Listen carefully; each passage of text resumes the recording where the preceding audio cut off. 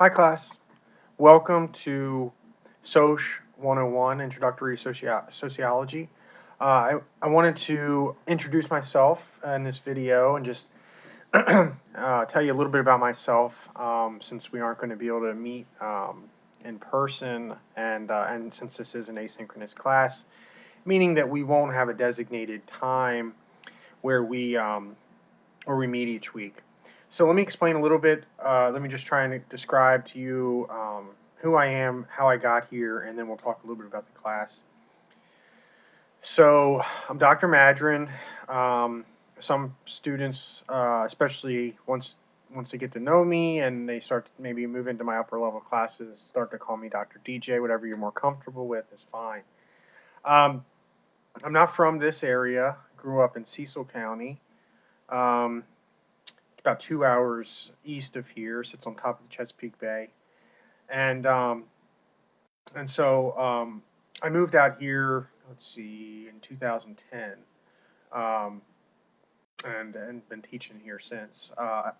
Did my undergrad at Eastern University, which is a school outside of Philadelphia.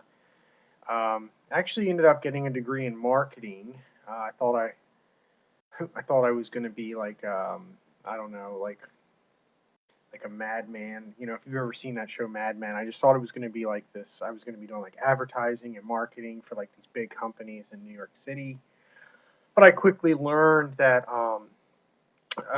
with a degree in marketing, especially just a bachelor's degree in marketing, that many of those jobs were going to be telemarketing or telesales, and that really wasn't appealing to me. And also, my last semester, last year, I think, I took a sociology class and I really enjoyed it, but it got me thinking a lot about my life and just kind of my thought process and how I needed to like challenge myself.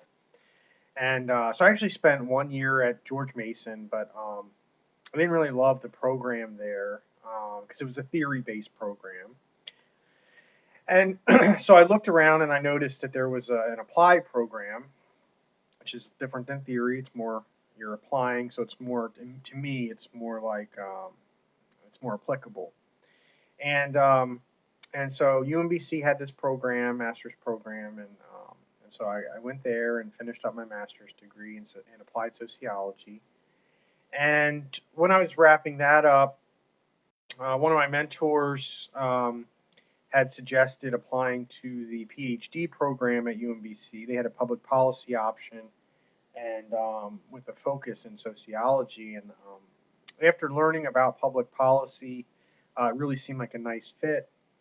And so I entered into after applying and getting in, I entered into the PhD program in public policy at UMBC, and I finished that. I think it was 2012. December 2012 was when I finished up my doctorate.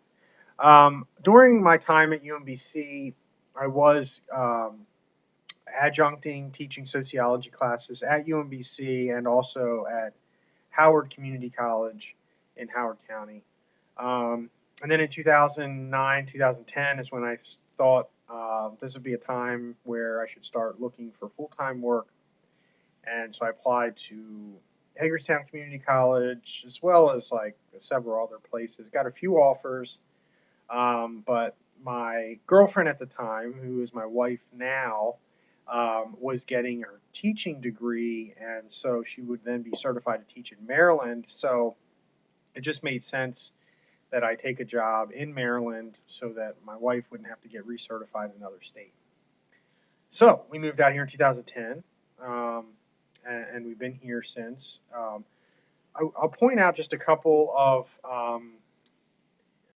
graduate assistantships that I had, just because I tend to share these in my face-to-face classes, and students tend to have questions and are at least are somewhat entertained by what the assistantships were.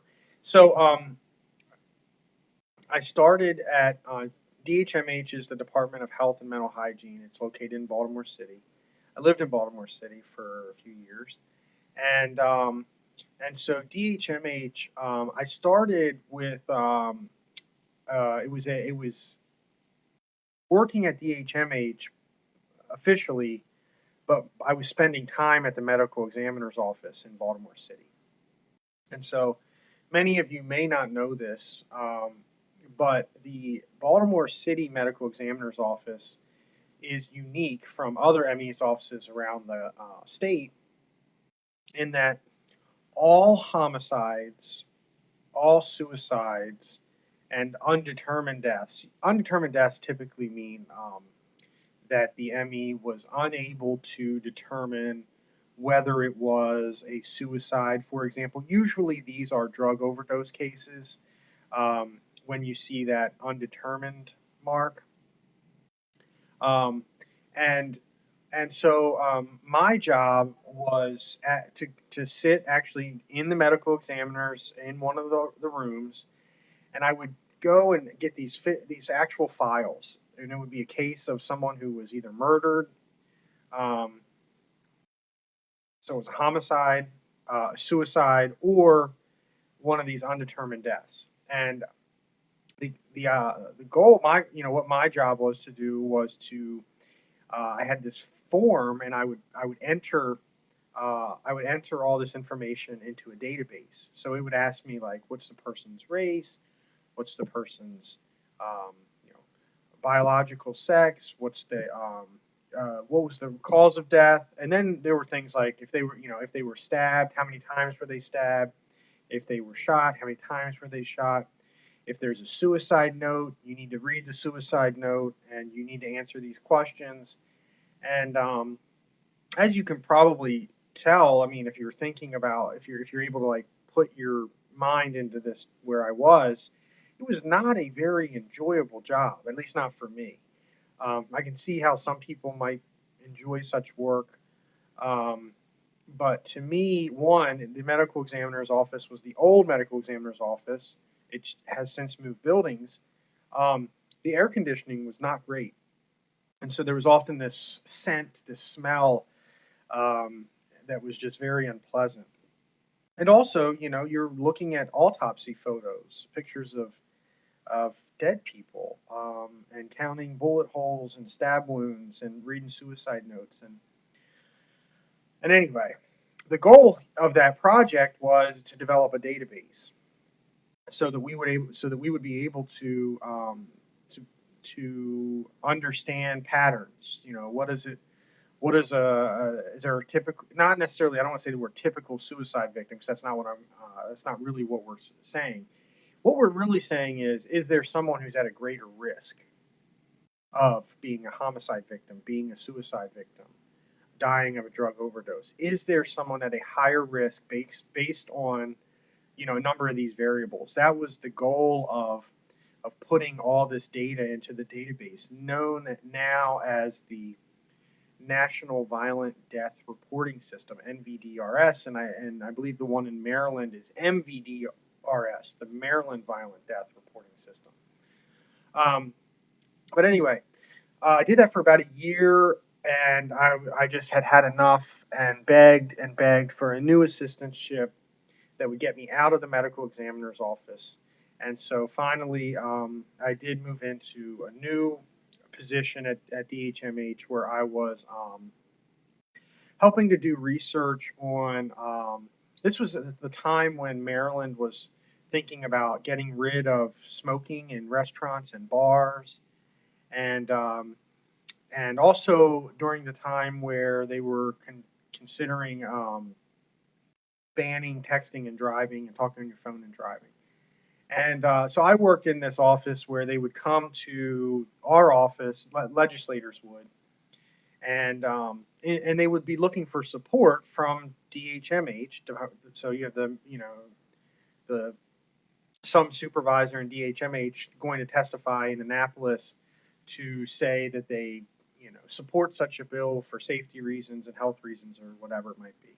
And so I was tasked with doing some research on how dangerous secondhand smoking was, also dangers of texting and driving and talking on your phone and things like that. So it was less applied in the sense of that I was not. Sorry, I think my screen might have just went off, but it was less applied in the sense of I was not like doing this actual like data, input. Instead, I was just reviewing data. So I did that for I guess it was about another 2 years, and then that's when I got the job at Hagerstown Community College. All right, enough about me. Let's talk a little bit about if you don't know about the Promise program. Um, this is not something where I'm really going to be able to help you get this. What I do want to do is make sure that you know that this might be available to you. There's a lot of money, a lot of scholarship funds, a lot of financial aid that may not need to be paid back, um, that students may not be aware of.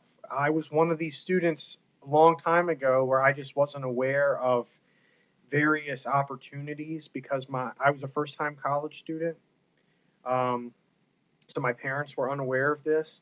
And so anyway, you can look at these criteria here, and if they seem to make sense to you, definitely reach out to someone in financial aid and inquire more about this Promise program. I do want to share with you that community colleges are really becoming one of the premier spots for undergrad education.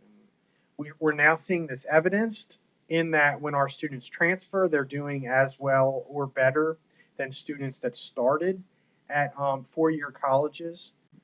Also, and this is again just evidencing that I'd really recommend for a couple reasons getting your associate's degree if you are interested in going to get a bachelor's degree, to getting those 2 years out of the way before transferring.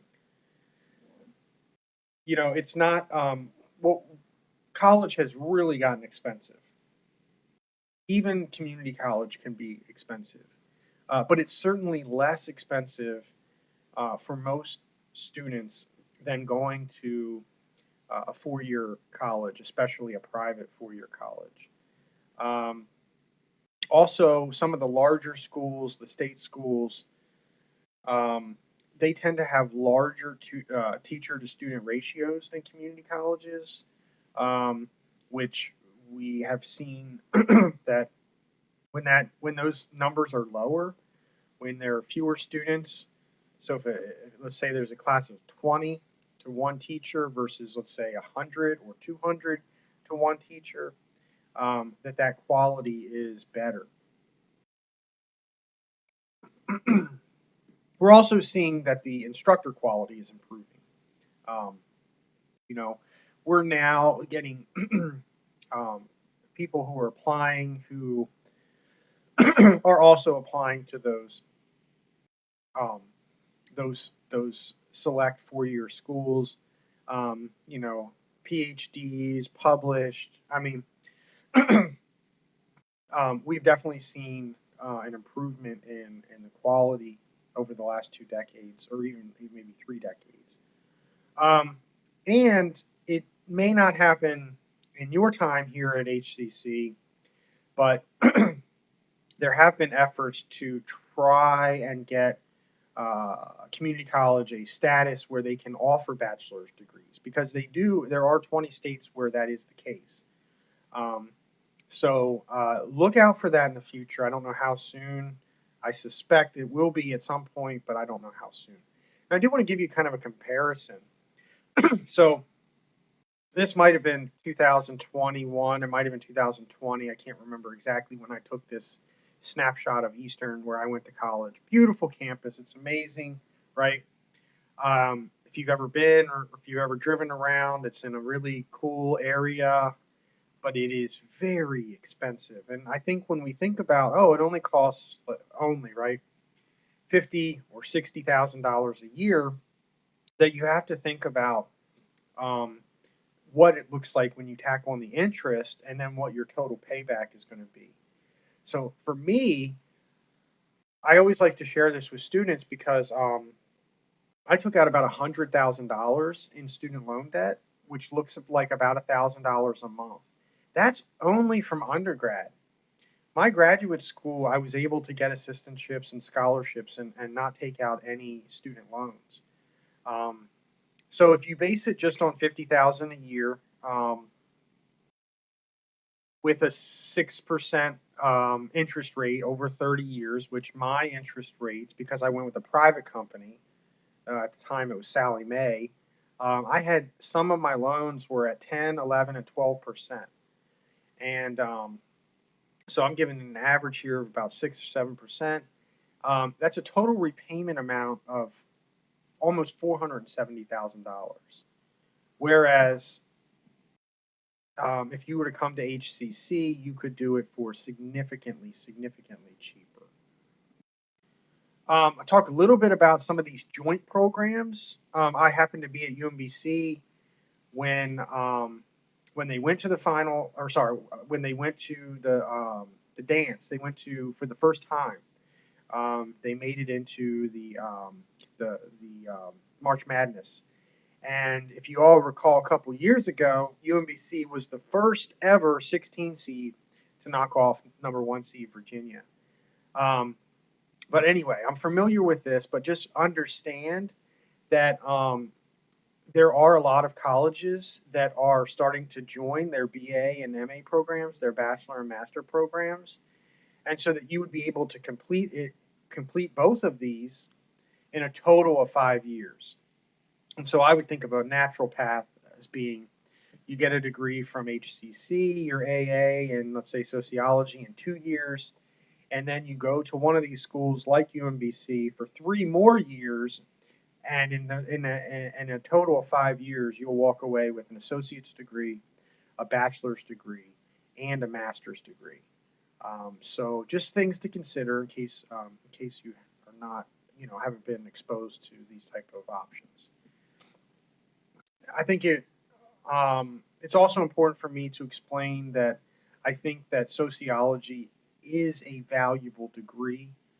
I think it's an umbrella for so many different areas. You're interested in crime. You're interested in sex and gender issues. You're interested in race issues. You're interested in the environment. You're interested in health. You're interested in education. They're all avenues and concentrations under the field of sociology. Most grad schools recognize that if you graduate with a bachelor's degree in sociology, that you know how to read and write academically, and so it's a good foundation. And it also may not be as narrow. You get a degree in something really specific. I don't want to pick on any programs, but there are certainly programs that are very specific where there may only be a few jobs out there, and this is not like that. This is very broad. You can see here. I'm not going to go through it all, but you can see the types of jobs that look for sociology degrees. It also landed as one of the top. It's one of the best jobs based on a number of things, which I think are all things to consider. How much money do you want to make? And also you need to consider, do you want to live around here? I know not everyone's from Hagerstown, but you're coming to Hagerstown. Are you getting a job where they have those? I mean, are you getting a degree where they have those jobs in this area? Are you going to have to go to DC? Are you going to have to go to Baltimore City or somewhere else where they actually have those type of jobs? So it's important to understand that. Also, what does the job outlook look like? Is it a growing field, right? Also, stress, working environment, physical demands, just to take into consideration when you're thinking about the type of job and what you want to do as a career. And so again, as you consider leaving HCC, and some of you may be here just to get your associate's degree, you may be in a career program, and then others are going to transfer After one semester, maybe you'll get your AA. These are some questions I just want you to think about. When you're considering that next college, the 4-year college, because realize that you're going to be spending money, and because I was in your shoes at one point, and I did not have someone telling me and asking me these questions, I feel like I'm not sure if I would take back my decision to go to Eastern. I went there to play baseball. I was given some scholarships, but I did have to take out extra loans for room and board and food, and um, and just things that I don't know if I would redo it again. I had a great experience there, um, but I don't use that degree from that marketing degree. A lot of money was spent on it. Perhaps even spending just a few semesters at a community college might have been a more wise decision for me. Well, it was nice meeting you all, kind of. I mean, you're all meeting me. I will be holding some office hours, which I'll post those.